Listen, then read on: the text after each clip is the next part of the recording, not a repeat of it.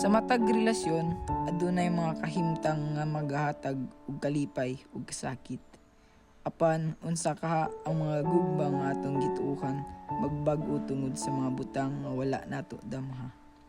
Kini ang sugilanon ni Ana ug Mark ug sa usa ka tinuod nga hinungdan nga maghatag og dakong twist niining drama.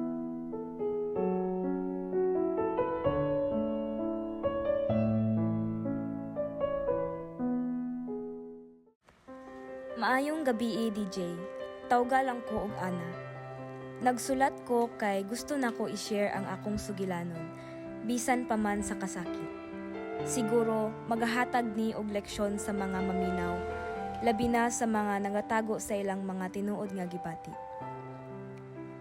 Nagsugod ang tanan sa usa ka relasyon nga perpekto sa akong pananaw. Si Mark, ang akong uyab. Ang klase nga lalaki nga tanang babaye mangandoy. Siya ang tipo nga dili magpabaya, maalalahanin, malipayon ug perpekto sa akong mga mata.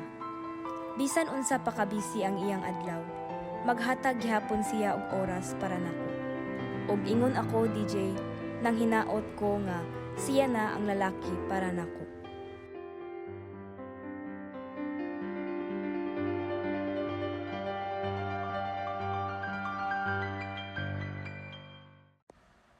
Mark, grabe kaayo ka ha. Dili man ko mag-expect nga maghatag ka og time bisag busy kaayo ka. Walay problema, Ana. Kung ikaw nga akong kauban, murag dili na ko maluya sa tanan nako nga buluhaton. So, dili na ko mag problema kung magkakista karon. Ha? Pwede ra, depende kung makapasar ta sa exam.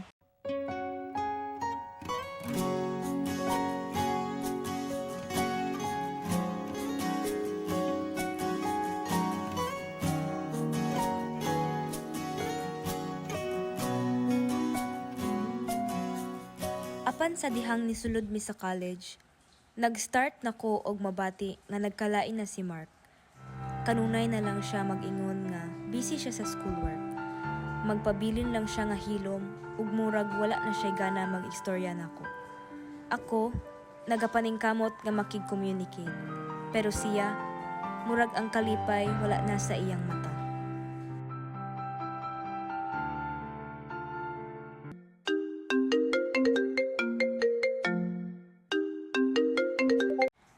Mark, murag wala na ka maghatag og panahon nako. Kanus ata magka-istorya?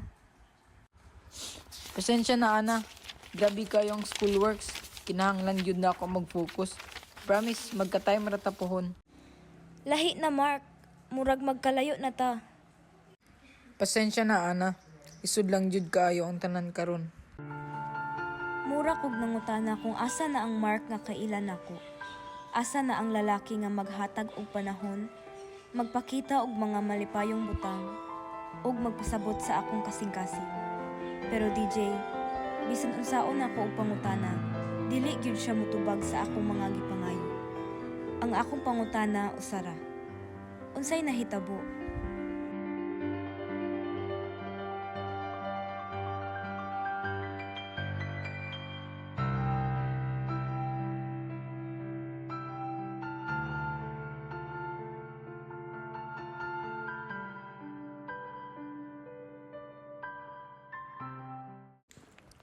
Ana, unsay problema nimo?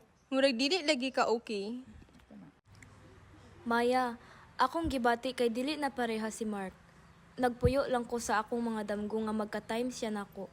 Pero siya, murag wala nay gana. Basin tungod na sa school, pero siguro kinahanglan nimo saltihan siya.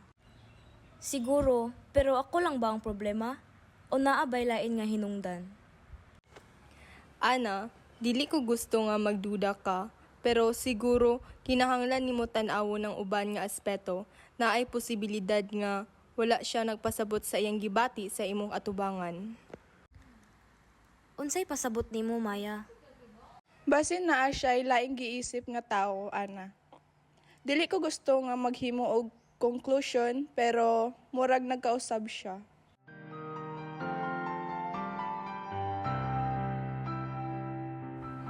Hangtod nga usa ka adlaw, nagsugod ko og kaguol. Gusto ko mag-surprise, magdala og snack sa iyang dorm. Pero pag abot nako, nadungog nako silang duha ni Ryan.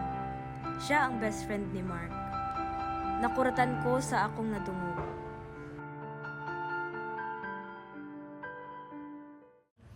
Ryan, isod na jud ni. Wala na akong masulti kang ana. Kinahanglan ka magsulti. Kung tinuod niya, nagtanaw ka sa lain, dili siya ngay magantos. Surprise! Love, luto na ang... Ana? Ana, ako mag-expect nga mabisita ka.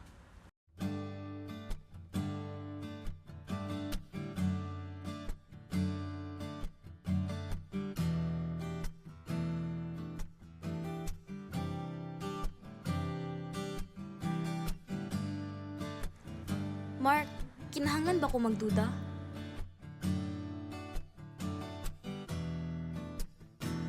Ana, kinahanglan kong magdugan sa imo.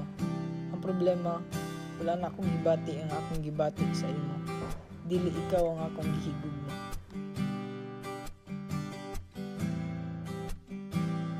Mark, unsa di ay?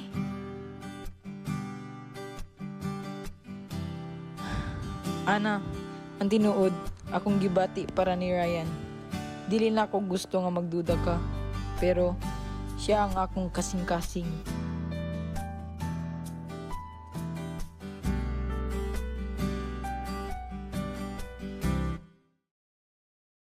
Kung siya man ang mapilian, wako'y mahimo ana, pero sakit lang gyud kaayo. Kung siya Ni anang panahona, nagkulap sa akong kalibutan. DJ, pagkaibalo na ako sa kamatuoran, sama sa pagdunggo sa akong nawong ug mabagsik na hangin. Sa akong kasing-kasing, ako ra ang makasabot unsay gisulti ni Mark. Pero ang tinuod, si Ryan ang iyang gipili, dili ako. Nakahilom ko, DJ, bisan nga naghilak sa akong kaugalingon. Nganong ako? Nganong ako lang ang gitest? Kung siya man ang napilian, wako'y mahimo ana, pero sakit lang gid kaayo. Kung siya Pagkahuman, nagsugod ko og walk away. Ang akong mga mata dili na masaktan. Nilakaw ko kalayo nila kay dili na ko kaya nga makita na nagkatawa sila, nag-istorya ug magkuyog ang ilang presensya. Wala na ako makita si Mark sa akong atubangan. Nakita na ko si Ryan. Siya ang naa sa iyang mga mata.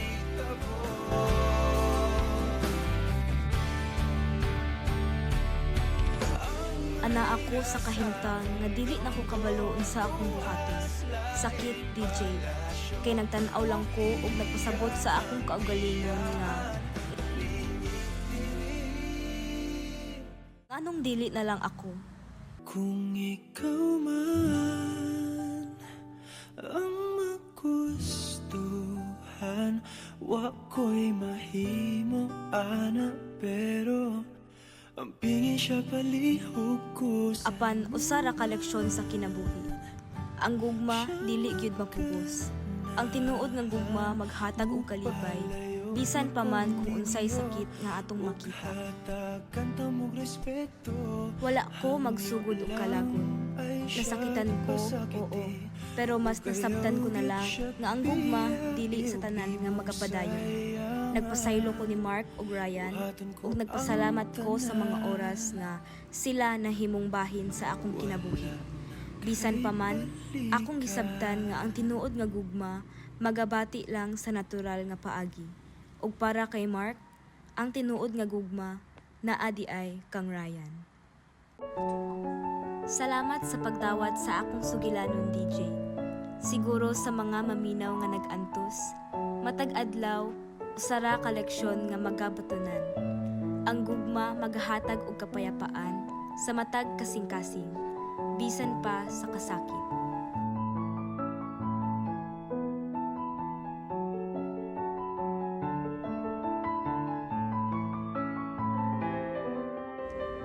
Ang gugma usahay magdala sa atong kasing-kasing ngadto sa mga dapit nga dili nato damha. Bisan pa man sa kasakit, ang tinuod nga gugma magpadayon sa pag-uswag. Bisan kung paunsa kini maghimo sa kasakit. Salamat ana sa imong sugilanon.